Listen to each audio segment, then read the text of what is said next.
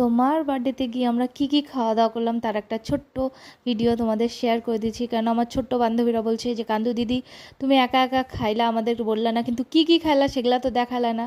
তো সেটাই দেখানোর জন্য আজকে আমি চলো ভিডিও আবার শুরু করি। তো দেখো মেনু চলে আসছিলো, যেহেতু আমাদের আসার পথেই মোমো অর্ডার ছিল, তো সবার প্রথমে চলে আসছিলো মোমো। তো এখানে দিদি মা সবাই মিলে টেস্ট করছিল। সত্যি বলতে ক্যাফে বিলার সব কটায় খাওয়ারই খুবই টেস্টি। তো যাই হোক, মোমো খাওয়ার পর আমাদের চলে আসছিলো পাও ভাজি, তো সেটাও আমি টেস্ট করলাম, খুবই টেস্টি। আর এখানে চলে আসছিলো আমাদের চিং চাউমিন। যাই হোক, তো সেটাও আমি টেস্ট করে নিচ্ছিলাম। সত্যি বলতে যে প্রত্যেকটা খাবার খুবই টেস্টি ছিল।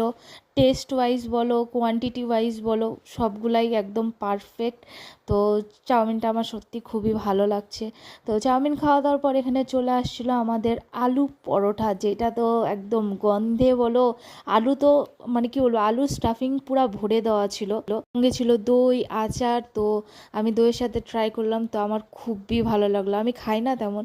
তো এটা হচ্ছে আমাদের, কেউ বলে মজিতো, কেউ বলে মোহিতো, আমি তো বলি মজিতো। তো যাই হোক, একটা ছিল পুদিনা আর একটা ছিল প্লেন লেমন, সেটাও আমরা ট্রাই করলাম। তো তারপরে চলে আসলো আমাদের এখানে পনির পকোড়া।